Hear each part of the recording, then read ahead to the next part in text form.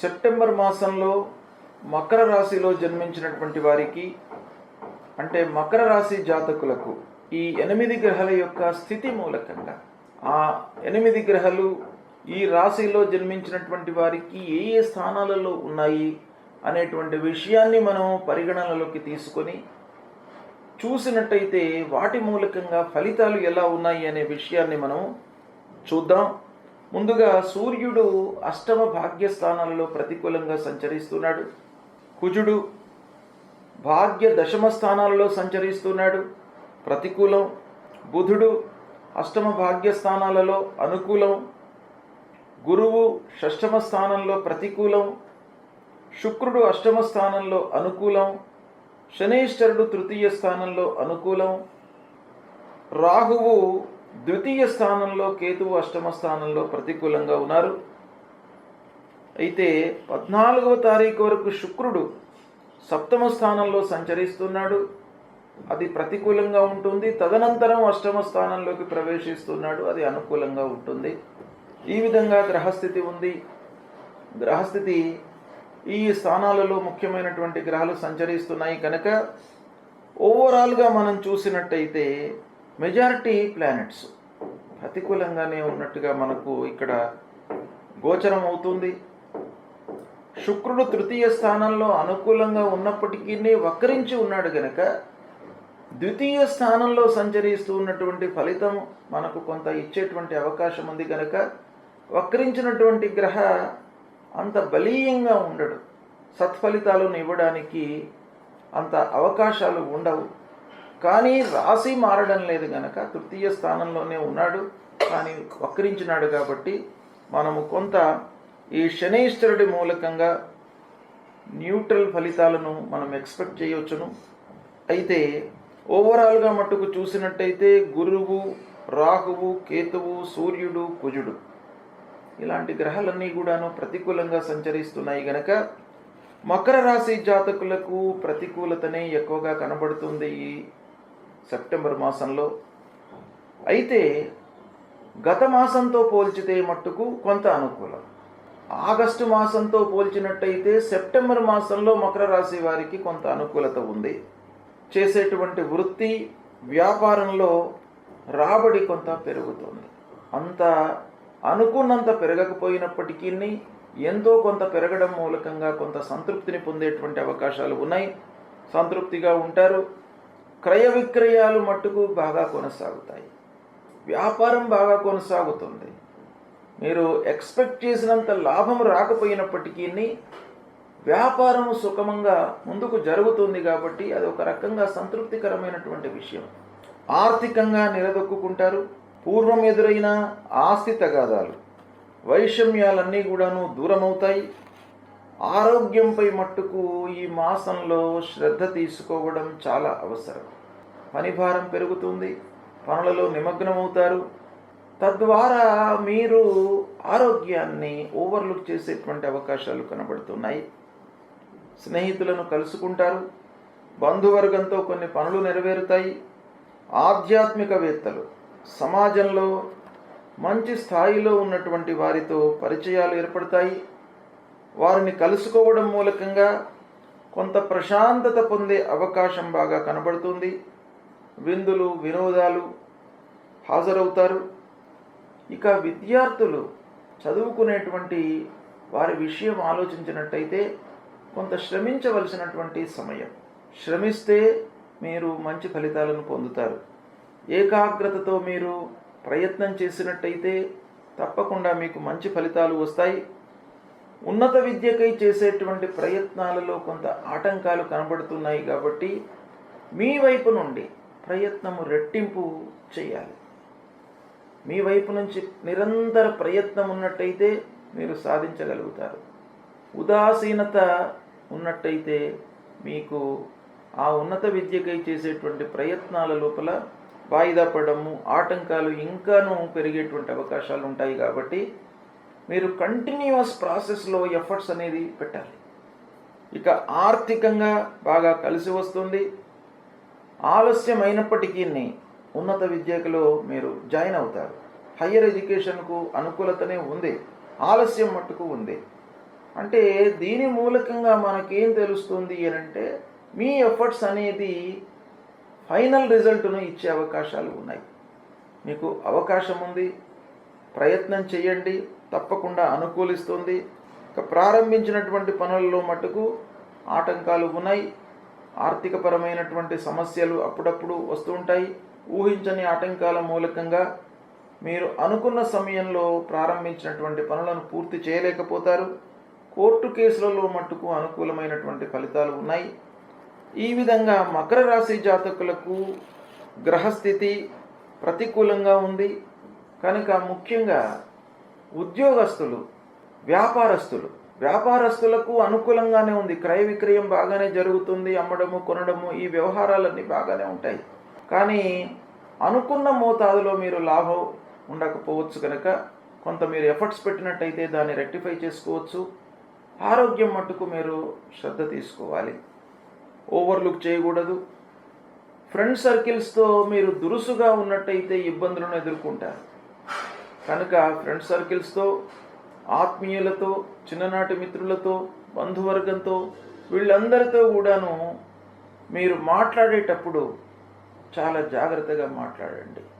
లేని పక్షంలో అనవసరమైనటువంటి వివాదాలలో ఇరుక్కునేటువంటి అవకాశాలు కనబడుతున్నాయి. ఇక ఆలస్యము అనేటువంటిది ప్రతి విషయంలో ఈ మాసంలో కొట్టొచ్చినట్టుగా మీకు కనబడుతుంది. కాబట్టి మీరు ప్రణాళికాయుతంగా ఆలోచించి ప్రోగ్రాం వేసుకోవడము, అనుభవజ్ఞుల యొక్క సహాయ సహకారాలు తీసుకోవడము, మీరు ప్రారంభించేటువంటి పనిని కూలంకషంగా అర్థం చేసుకొని పూర్వాపరాలను బాగా ఆలోచించి ప్రారంభించినట్టయితే కొంతలో కొంతైనా కూడాను ఆ ఆలస్యాన్ని మీరు రెక్టిఫై చేసేట్టుకునేటువంటి అవకాశాలు ఉన్నాయి. ఇక ప్రారంభంలో కుటుంబ వాతావరణం కొంచెం అనవసరమైనటువంటి వాగ్వివాదాలకు గురయ్యేటువంటి అవకాశం ఉంది 14వ తారీఖు వరకు. కనుక 14వ తారీఖు వరకు ఇంటిలో భార్య పిల్లలతో కానివ్వండి, కుటుంబ పెద్దలతో కానివ్వండి, మీరు అనవసరమైనటువంటి చర్చల్లోకి వెళ్ళకండి. 14 తర్వాత మళ్ళీ మీకు కుటుంబ వాతావరణం మీకు అనుకూలిస్తుంది. అందరి సహాయ సహకారాలతో మీరు అద్భుతాలను సంపాదించేటువంటి అవకాశాలు ఉన్నాయి. చాలా పనుల లోపల కూడాను మీకు సత్ఫలితాలు కలుగుతాయి. ఈ విధంగా గ్రహస్థితి ఉంది. దీన్ని జాగ్రత్తగా మీరు చేసుకున్నట్టయితే శుభ ఫలితాలను బాగా పొందేటువంటి అవకాశాలు ఉన్నాయి. గ్రహస్థితి ప్రతికూలంగా ఉన్నప్పుడు మనము కొన్ని పరిహారాలను చేసుకోవడము చాలా మంచిది. ఈ పరిహారాలు అనంటే వ్యక్తిగతంగా కొన్ని మనం చేసుకోవడము, కొన్ని కార్యక్రమాలు, జపాలు, హోమాలు, తర్పణాలు ఇవి చేయడము రెండవ విధి. మొదటి కర్తవ్యము మనం చేసుకోవడం చాలా ముఖ్యమైనటువంటిది. రాశిపరంగా లేదా వ్యక్తిగత జాతకంలో గ్రహస్థితి ప్రతికూలంగా ఉన్నప్పుడు ఏ గ్రహాలు ప్రతికూలంగా ఉన్నప్పుడు ఏం చేసుకోవాలి అనేటువంటి విషయాన్ని మీకు తెలియజేస్తాను. సూర్యుడు ప్రతికూలంగా ఉన్నప్పుడు అంటే రాశి పరంగా మనము జన్మించినటువంటి రాశి పరంగా సూర్య భగవానుడు 1, 2, 4, 5, 7, 8, 9, 12 ఈ స్థానాలలో సంచరిస్తున్నప్పుడు సాధారణంగా మనకు సూర్యుడికి సంబంధించినటువంటి ఫలితాలు ప్రతికూలంగా ఉంటాయి. కనుక ఆ సూర్య భగవానుణ్ణి ప్రీతి చేసుకోవడానికి, సూర్యుడి మూలకంగా కలిగేటువంటి ఫలితాలను నిర్వీర్యం కావడానికి, అనుకూలంగా మనం మోళ్ళు చేసుకోవడానికి ఏం చేయాలి? సూర్యుడికి సంబంధించినటువంటి మూలమంత్రాన్ని మీరు నిత్యం పఠించడము, శివాభిషేకం చేయడము. శివుడు ఐశ్వర్యకారకుడు, అన్ని విధాలుగా మనను కాపాడేటువంటి భగవంతుడు. ఆ పరమశివుడు గనక ఆరోగ్యాన్ని ఇచ్చేటువంటి వాడు, ఆయుర్దాయాన్ని ఇచ్చేటువంటి వాడు, ఐశ్వర్యాన్ని ఇచ్చేటువంటి వాడు, అన్ని రకాలుగా మనను కాపాడేటువంటి భగవానుడు ఆ పరమశివుడు గనుక ఆ పరమశివుణ్ణి మీరు ప్రతినిత్యము గుడికి వెళ్ళడము, అభిషేకము చేసుకోవడము, బిల్వదళము సమర్పించి ఆ భగవంతుణ్ణి వేడుకోవడము, ఇది ప్రధానంగా మీరు చేసుకోవలసింది. ఎర్రని పూలతో మీరు పూజ చేయండి. సూర్య నమస్కారాలు చేయండి. సూర్య భగవానుడికి అత్యంత ప్రీతికరమైనటువంటిది నమస్కారం. నమస్కార ప్రియో భానుహు అన్నారు. కాబట్టి కేవలము సూర్యుడికి నమస్కారం చేయడం మూలకంగానే మీకు అనుగ్రహాన్ని ఇస్తాడు. అంటే ద్వాదశాదిత్య రూపంలో ఉన్నటువంటి ప్రతి మాసంలో ఒక్కొక్క పేరుతో ఆ సూర్య భగవానుడు మనకు అనుగ్రహాన్ని ఇస్తాడు. కనుక సూర్యుడిని ప్రీతి చేసుకోవడానికై మీరు 12 మార్లు సూర్య నమస్కారం చేయండి. సూర్య నమస్కారం చేసినప్పుడల్లా భూమికి కూడాను నమస్కారం చేసుకోండి. ఇలా సూర్య నమస్కారం చేసుకోవడము, తర్వాత మాణిక్యాన్ని ధరించండి. సూర్యుడు ప్రతికూలంగా ఉన్నప్పుడు కెంపు అంటారు, మాణిక్యం, రూబీ. ఈ రూబీని ధరించినట్టయితే మీకు ఆ సూర్యుడి మూలకంగా కలిగేటువంటి దుష్ప్రభావము తగ్గుతుంది. అంతేకాకుండా జపము, ఆ మూల మంత్రము ఉంటుంది. జపా కుసుమ సంకాశం కాశ్యపేయం మహద్యుతిం తమోరిం సర్వపాపఘ్నం ప్రణతోస్మి దివాకరం అనేటువంటి మూల మంత్రాన్ని ప్రతినిత్యం కూడాను చదువుకోండి.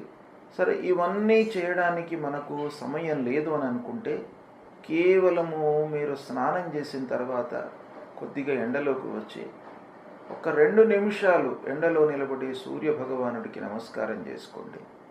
మీకు అన్నీ కూడాను అనుకూలత, అనుగ్రహాన్ని మీకు ఇస్తాడు. కనుక ఈ విధంగా సూర్యుడిని ప్రీతి చేసుకోండి. తర్వాత 2వ గ్రహము అంగారకుడు. అంగారకుడు చాలా విషయాలలో మనకు అనుకూల ప్రతికూలతను ఇస్తూ ఉంటాడు. కనుక అంగారకుడికి కూడాను మనం పరిహారం చేసుకోవడం చాలా ముఖ్యమైన విషయం. అంగారకుడు అనంటే కుజుడు. ఆ కుజుడు ప్రతికూలంగా ఉన్నప్పుడు మనం ఏం చేయాలి? ఏ స్థానాలలో ప్రతికూలతను ఇస్తాడు అనంటే 1, 2, 4, 5, 7, 8, 9, 12 స్థానాలలో సంచరిస్తున్నప్పుడు ప్రతికూలమైనటువంటి ఫలితాలను ఇస్తాడు. అంగారకుడి ప్రీత్యర్థమై మూలమంత్రాన్ని జపించడము, సుబ్రహ్మణ్య స్వామిని ఆరాధించడము. సుబ్రహ్మణ్య స్వామి దేవాలయానికి వెళ్ళండి. సుబ్రహ్మణ్య స్వామి దేవతల యొక్క సైన్యానికి అధిపతి. సుబ్రహ్మణ్య స్వామి చాలా విషయాలకు కారకుడు. కనుక ఆ సుబ్రహ్మణ్య స్వామిని ప్రీతి చేసుకోవడానికై, ఆ కుజ భగవానుని ప్రీతి చేసుకోవడానికై సుబ్రహ్మణ్య స్వామిని వేడుకోండి. సుబ్రహ్మణ్య స్వామి దేవాలయానికి వెళ్ళండి, అభిషేకం చేసుకోండి. మహాకాళి, మహాలక్ష్మి, మహాసరస్వతి అని కూడాను పూజించడం మూలకంగా మీ లోపల ఒక ధైర్య సాహసాలు కలుగుతాయి. తర్వాత కందులను దానంగా ఇవ్వండి, పగడం ధరించండి. ఇవి చేసినట్టయితే అంగారకుడు అంటే కుజుడు మీకు అనుకూలమైనటువంటి ఫలితాలను ఇస్తాడు.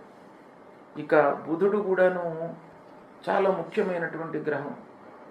బుధుడు అనుకూలంగా ఉన్నట్టయితే వ్యాపారము, ఆలోచన విధానము, సమయస్ఫూర్తి, అనుకూలమైనటువంటి నిర్ణయాలు తీసుకోవడము, ఫ్లాష్ ఐడియాస్కి కూడాను మనకు బుధుడు కారకుడు. కాబట్టి బుధుడి యొక్క అనుకూలత చాలా ఉండాలి. కనుక బుధుడు ప్రతికూలంగా ఉన్నప్పుడు మనము మూలమంత్రాన్ని జపించడము లేదా విష్ణువును పూజించడము, ఆ శ్రీమన్నారాయణుణ్ణి పూజించడం మూలకంగా మీ లోపల స్థిరత్వం కలుగుతుంది. సమయానుకూలంగా మీరు నిర్ణయాలు తీసుకోగలుగుతారు. మీ లోపల ఆ సమస్యకు సంబంధించినటువంటి పరిష్కార మార్గాన్ని ఆ భగవంతుడు మీకు ఇస్తాడు. కాబట్టి విష్ణువును పూజించండి, విష్ణు సహస్రనామాలు పఠించండి, పచ్చటి పూలతో పూజించండి, పెసళ్ళు దానం ఇవ్వండి. తర్వాత మూలమంత్రాన్ని నిత్యం కూడాను పఠించండి. ఇవి చేయడం మూలకంగా మీకు బుధుడు అనుకూలిస్తాడు, అనుకూలమైనటువంటి ఫలితాలను ఇస్తాడు. ఇక ముఖ్యమైనటువంటి గ్రహము, చాలా విషయాలలో ప్రభావాన్ని చూపించేటువంటి గ్రహము గురుగ్రహము. ఈ గురువు అనుకూలంగా ఉన్నట్టయితే అద్భుతాలు జరుగుతాయి. ప్రతికూలంగా ఉన్నట్టయితే మీకు ఆలస్యము, ఆటంకాలు, సమయానికి కాకపోవడము, మధ్యలో వదిలిపెట్టడము, ఇలాంటివి ఎన్నెన్నో మీకు ఇబ్బందులకు కారకుడు గురువు. కాబట్టి ఆ గురువు ప్రీతి కొరకై, గురువును ప్రీతి చేసుకోవడానికై మూలమంత్రాన్ని పఠించండి. దేవానాంచ ఋషీణాంచ గురుం కాంచన సన్నిభం వందనీయం త్రిలోకానం తం నమామి బృహస్పతి అనేటువంటి మూలమంత్రాన్ని పఠించండి. తర్వాత సద్గురువులను సందర్శించుకోండి. ఆధ్యాత్మికవేత్తలతో మాట్లాడండి. దైవిక కార్యక్రమాలలో పాల్గొనండి. సమాజానికి హితము చేసేటువంటి పనులను చేయండి. నలుగురికి దానం చేయడము, అన్నదానం చేయడము, వస్త్రదానం చేయడము, విద్యాదానం చేయడము, ఇలాంటివి మీరు చేసినట్టయితే ఆ గురువు ప్రీతి చెంది మీకు అనుగ్రహాన్ని కలిగిస్తాడు. దక్షిణామూర్తిని పూజించండి. దత్తాత్రేయ స్వామిని కొలవండి. పసుపువచ్చ వస్త్రంలో, పచ్చటి వస్త్రంలో శనిగలు ఉంచి దానమివ్వండి. కనక పుష్యరాగాన్ని ధరించండి. ఈ విధంగా చేసినట్టయితే గురు భగవానుడు ప్రీతి చెందుతాడు. ముఖ్యంగా గురువును ప్రీతి చేసుకోవడానికై సద్గురువులను సందర్శించడము, మాతాపితృవులను సేవించడము, ఇవి చాలా ముఖ్యమైనటువంటివి. తల్లిదండ్రులను మీరు సేవించండి. గురు భగవానుడి యొక్క అనుగ్రహం మీకు లభిస్తుంది. సద్గురువులను, ఆధ్యాత్మికవేత్తలను, సమాజం కొరకే వాళ్ళ జీవితాన్ని అంకితం చేసినటువంటి మహానుభావులు ఉంటారు. వాళ్ళను దర్శించుకోండి.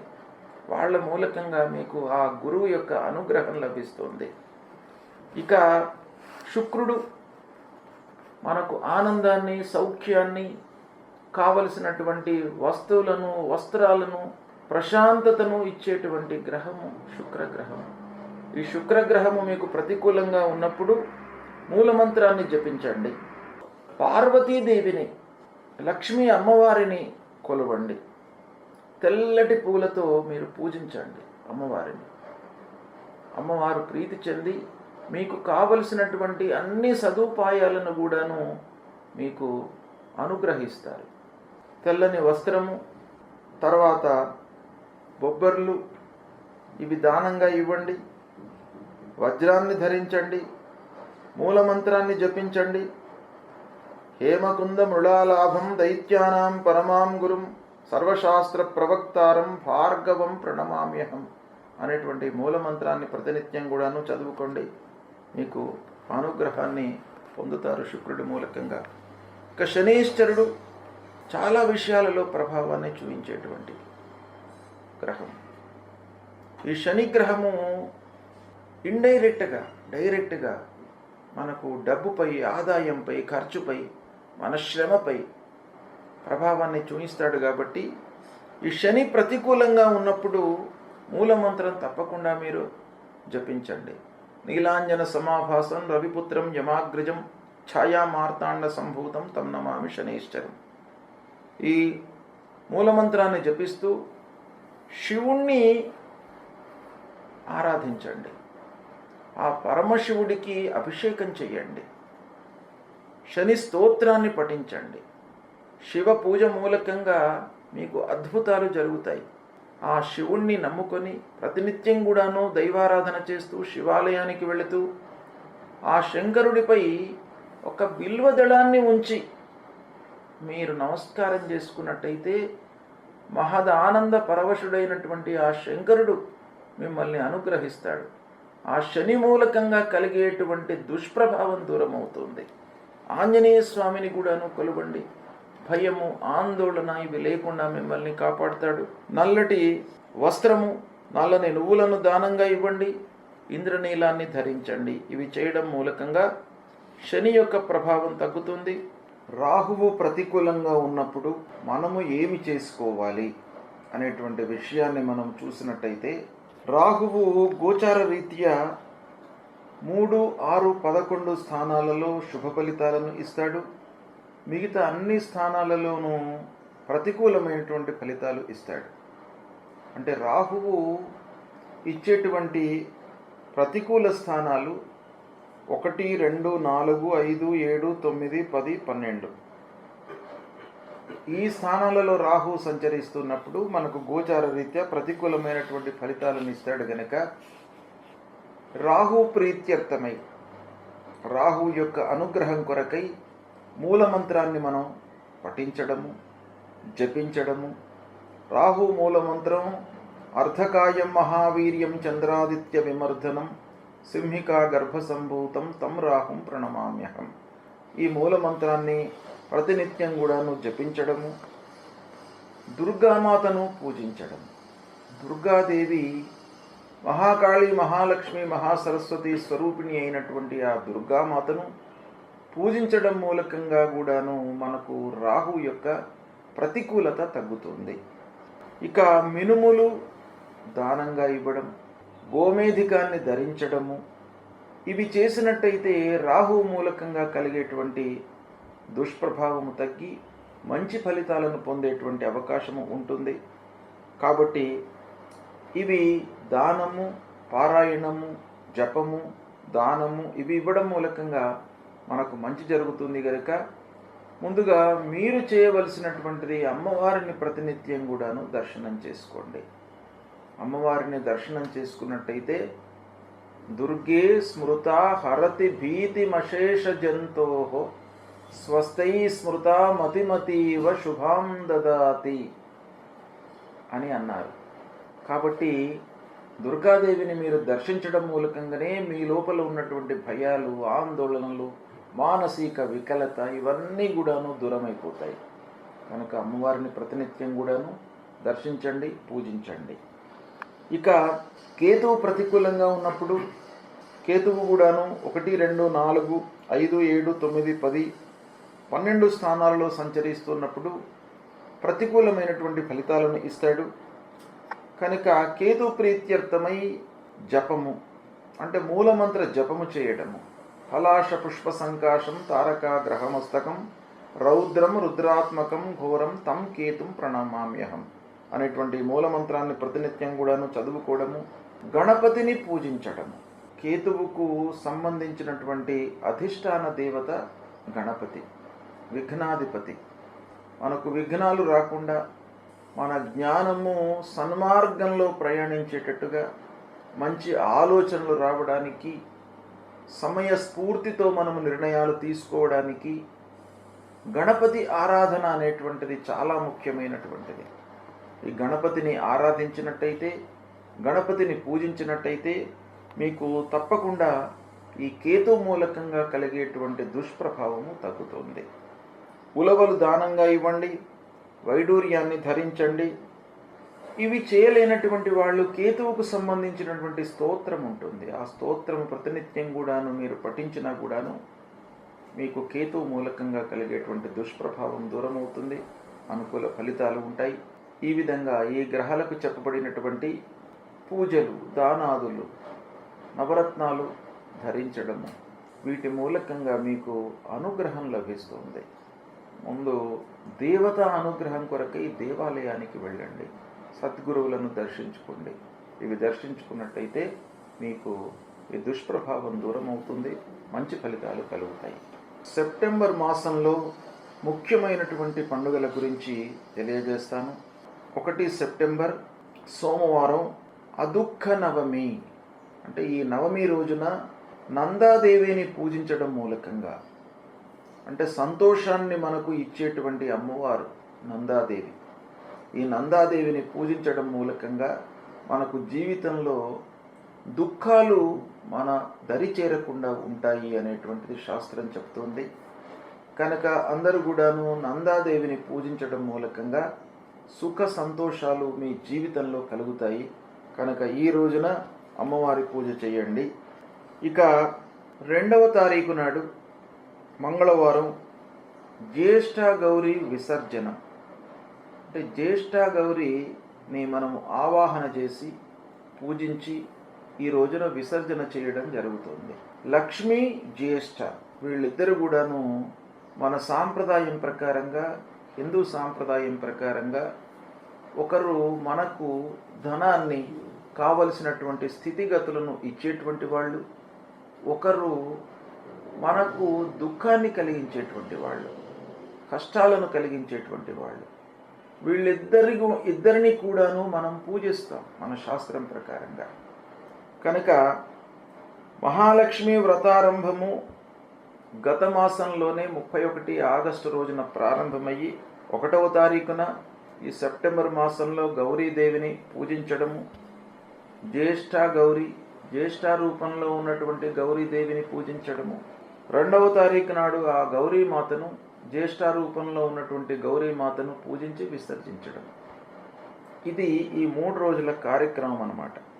దీని మూలకంగా కూడాను మనకు అనర్థాలు జరగకుండా ఉంటాయి.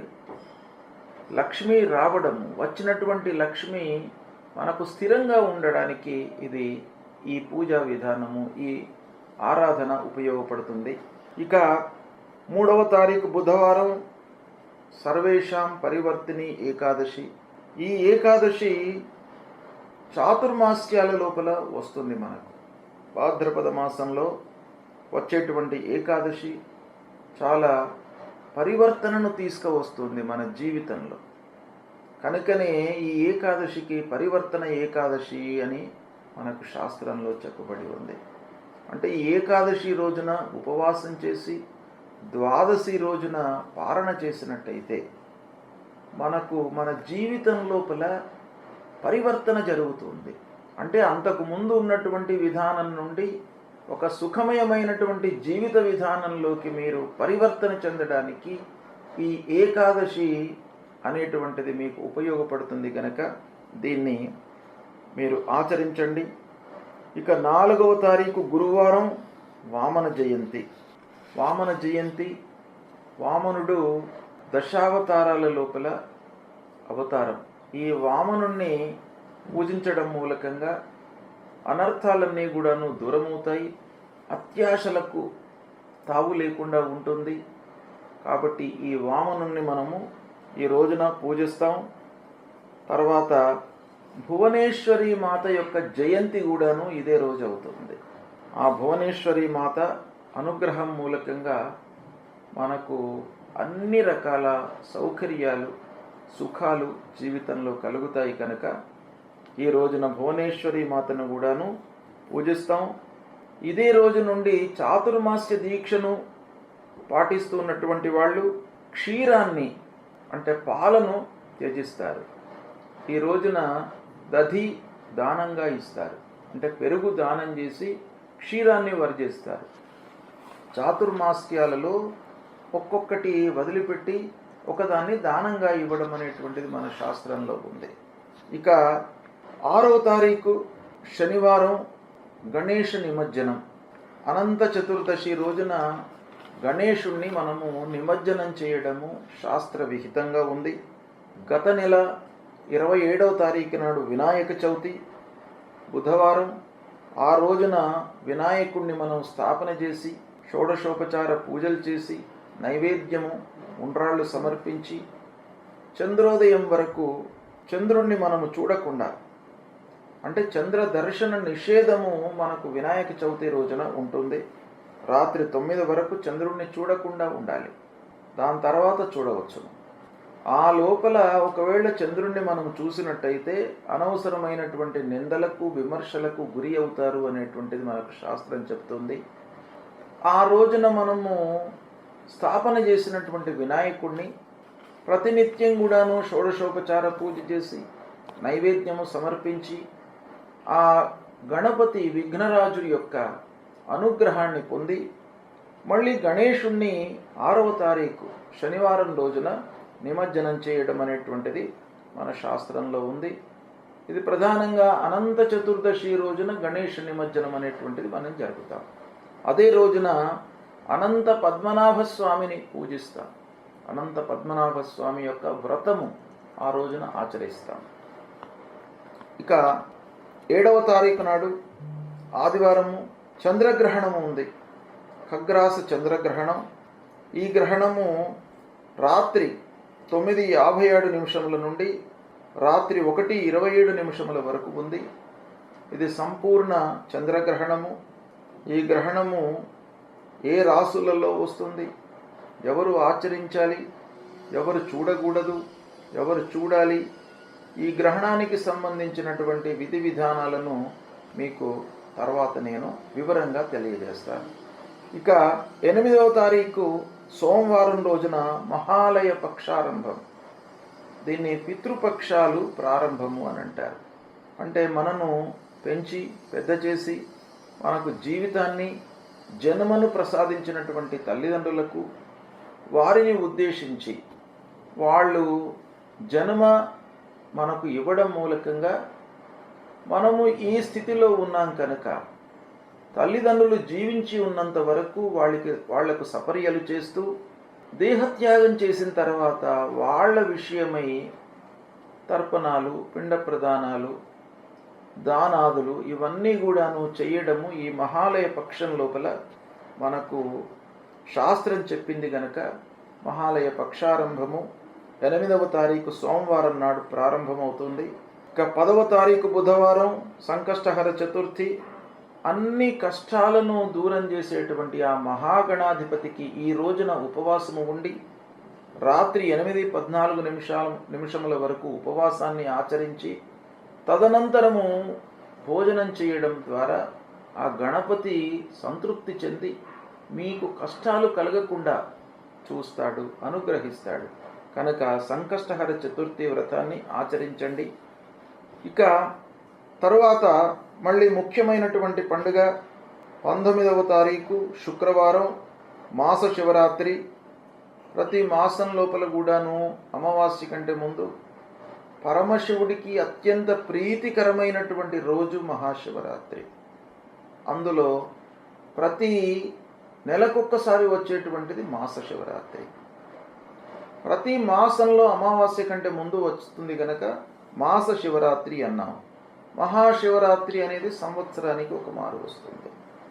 అయితే ఈ మాస శివరాత్రి రోజున ప్రదోషకాలం వరకు ఉపవాసం చేసి ప్రదోషకాలంలో శివుడికి ఆ పరమశివుణ్ణి అభిషేకించేసి బిల్వదళము సమర్పించి మనము భోజనం చేసినట్టయితే ఆ పరమశివుడు సంతృప్తి చెంది మనకు ఐశ్వర్యాన్ని ప్రసాదిస్తాడు అనేటువంటి శాస్త్రం చెప్తుంది కనుక ప్రతి మాస శివరాత్రి రోజున మీరు శివాలయానికి వెళ్ళండి, శివుణ్ణి దర్శించుకోండి, వీలైతే అభిషేకం చేయండి, లేదా అభిషేచనం చేసేటువంటి కార్యక్రమంలో పాల్గొనండి, అన్నదానం చేయండి.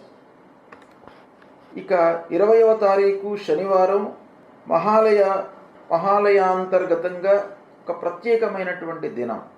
ఎవరైతే అనూహ్యంగా యాక్సిడెంట్స్ లోపల ఎవరైతే గతిస్తారో వాళ్లను ఉద్దేశించి వాళ్ళ ప్రీత్యర్థమై చేసేటువంటి రోజు.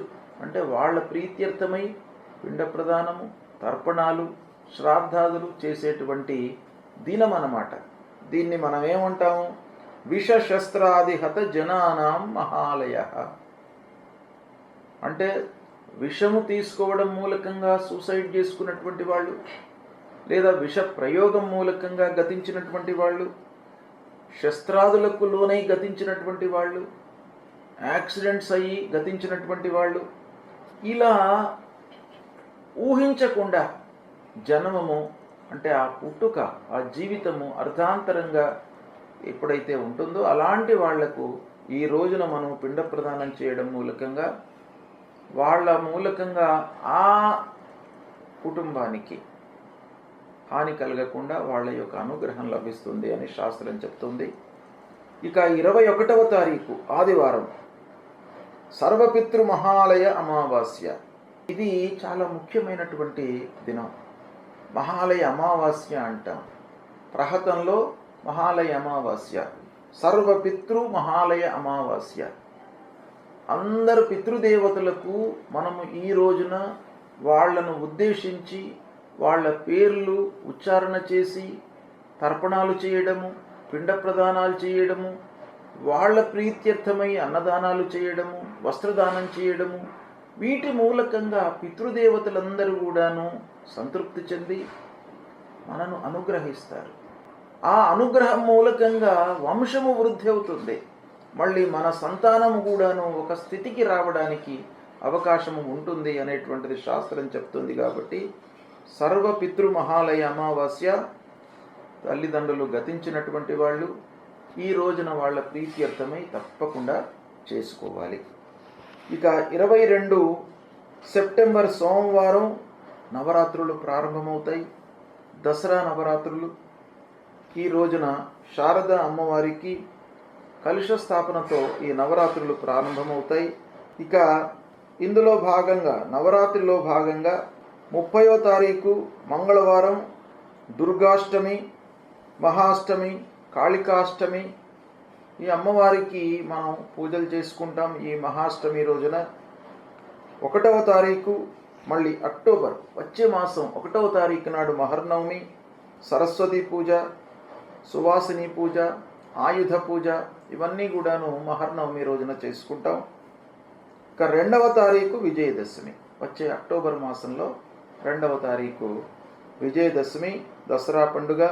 ఈ రోజున అపరాజితాదేవి పూజ, తర్వాత సీమోల్లంఘనము అంటే ఉంటున్నటువంటి ఊరికి ఈశాన్య దిశలోకి వెళ్ళి అక్కడ శమీ వృక్షాన్ని పూజించడము, అపరాజితాదేవికి పూజించడము, నలుగురికి కలవడము, అందరి యొక్క పెద్దల అనుగ్రహము ఆశీర్వచనాలు తీసుకోవడం ఈ పండుగ రోజున మనకు శాస్త్రం చెప్పింది.